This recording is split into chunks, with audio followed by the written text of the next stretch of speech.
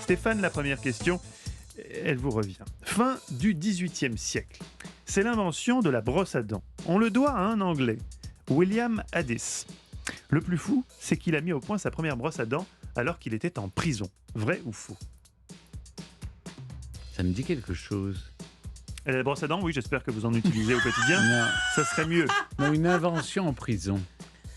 C'est le squash qui a été inventé en prison, je crois. Mais la brosse à dents, pour moi, c'était les Chinois qui en faisaient en poil de pas de sanglier, où c'est un peu dur. Non, Le fameux sanglier chinois. des soies, avec des soies de sanglier, Ouais. je crois qu'on Oui, faisait oui. les premières brosses à dents.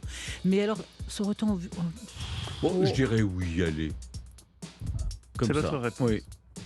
Vous avez gagné. Ne raisonnez jamais, Stéphane. Allez-y, franco, Ouais, comme ça. À chaque fois, ça vous ouais, réussit. ça marche. Ouais. Vrai. 1770, William croupit en prison car il a provoqué une émeute. Il observe une personne utilisant un balai pour nettoyer le sol. À l'époque, on prenait un chiffon pour s'occuper de ses dents. Il a gardé de la cantine l'os d'un animal. Il a demandé de la soie qu'il a nouée en touffe dans des petits trous de l'os, qu'il a scellé avec de la colle.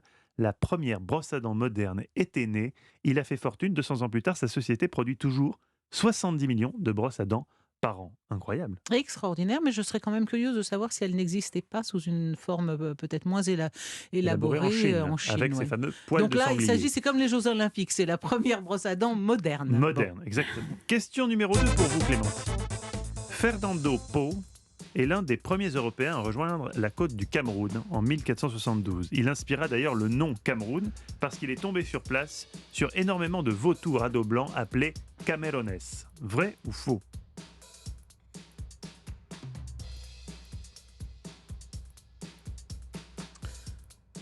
Ah non, j'ai cru que Stéphane faisait oui de la tête, mais simplement il ça me- dansait sur la petite musique, sur le tapis Ça ne sonore me qui dit évidemment rien il aime du bien. tout. Et Fernando Po, il était italien, Je n'ai pas cette information. parce que s'il était espagnol, il a pu appeler ça Camerones, mais s'il était italien, il les aurait appelés différemment. Et je trouve que Po a davantage une consonance italienne qu'espagnole. Cela Vous dit, confondez avec le fleuve. Vous confondez avec la plaine oui. du Pau. Et cela dit, ce sont quand même Il les s'appelait Espagnols. Fernando, Est-ce c'est que plus ce sont les espagnol Espagnols qu'italien. qui ont été les premiers? C'était les Espagnols et les Portugais qui ont été les premiers Bah oui, c'est ça. à aller dans cette zone-là. Donc c'est possible, mais je ne vois pas le Cameroun venir le mot. D'autre part, je ne sais pas du tout d'où vient le nom du Cameroun.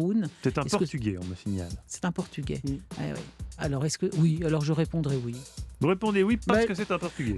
Oui, parce que cette consonance en S est possible et que je ne sais pas du tout d'où vient le mot Cameroun. En même temps, spontanément, j'aurais dit non. Mais bon. Ah bah alors, quelle est votre réponse? Alors, mais je sais pas, mais il faut suivre son intuition première. Alors Oui. je réponds, c'est faux. C'était ma première intuition.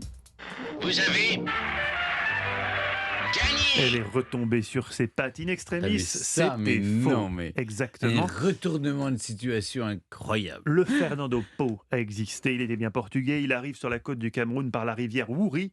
Il va la baptiser Rio dos Camaroes, qui signifie crevette, parce qu'il y avait effectivement beaucoup de crevettes. Camaroes donnera Cameroun. Et ça, pour une fois, je le savais. Je signale à chaque fois que je connais une réponse du quiz, Oui. vous aurez noté que c'est honnête de rare. ma part parce que c'est très rare. Donc voilà, je ne bluffe pas. Question numéro 3 pour vous, Stéphane. Quand on travaille, parfois, et vous le savez mieux que moi, Stéphane, on peut avoir des notes de frais.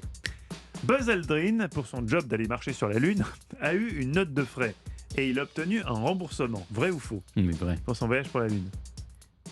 Vrai, vous ne Il l'a réfléchissez pas. raconté, mais bon. Ah, donc vous connaissez cette anecdote.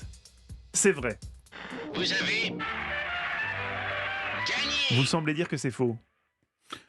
C'est ce qu'il racontait maintenant. Ah, vous pensez que ouais. vous pensez qu'il a... Mais pour quel type de dépenses Ah, ça mais veut Pour dire monter sur la Lune, etc. Mais il était. Cela dit, ce qui est vrai, c'est que je l'ai connu, il était très près de ses sous quand même. Hein. Ah, donc c'est Ah oui, possible. il se faisait payer pour tout. Alors comment il pourrait avoir une note de frais pour aller sur la Lune?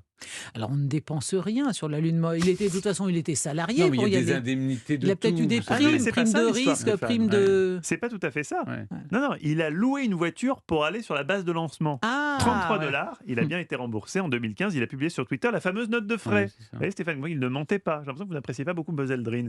Vous préférez Lance Armstrong. Ah, Buzz Aldrin, visiblement, signe Ah, il était que comme Buzz Aldrin Joseph était Bonaparte. porté sur la bouteille. Ah bon, c'est-à-dire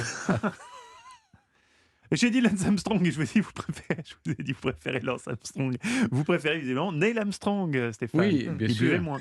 Oui, parce que Lance Armstrong, Lance Armstrong, lui, il prenait autre chose. C'était voilà. le pot belge. Exactement, le pot belge. Question numéro 4 pour vous, Clémentine. Restons justement sur Buzz Aldrin. Après son voyage sur la Lune, Apollo 11 va amérir dans le nord de l'océan Pacifique un 24 juillet 1969. Quand il fait son retour aux États-Unis, Buzz passe à la douane. On lui demande s'il a quelque chose à déclarer. Il cochera la case oui, car il a dans ses bagages du sable et des roches venant de la Lune. Vrai ou faux? Oui, sans doute, oui. C'est amusant. Vous avez gagné.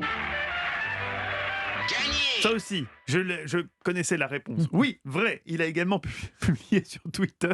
Décidément, il se dit qu'il a besoin de publier sur Twitter pour qu'on le croie. La fameuse déclaration de douane à la ligne « Le contenu de vos bagages comporte-t-il un risque de propagation de maladie ?» Buzz a écrit « À vérifier ». Ouais. C'est vrai. Question numéro 5, puisque nous sommes à égalité, si j'ai bien compté. C'est la question de rapidité. Je vous demande de bien réfléchir et de ne pas répondre aussi vite que vous l'avez fait pendant ce quiz. Car là, c'est plus technique. En 1962, James Watson reçoit le prix Nobel de médecine. Voilà. D'où l'expression élémentaire, mon cher Watson. Il a co-découvert la structure en double hélice de l'ADN, ce qui va permettre quelques années plus tard de décrire le génome humain. En 2014, il a vendu sa médaille pour 4,75 millions de dollars. Mais pourquoi? 3 propositions. Parce que mécontent de son directeur de recherche, il a pu ainsi racheter le laboratoire où il travaillait, pas con. Parce que son épouse avait divorcé et qu'elle réclamait la moitié de son patrimoine. Ou parce qu'il avait eu des propos racistes et en donnant une partie de l'argent récolté à une association, c'était une façon de se racheter quelque part.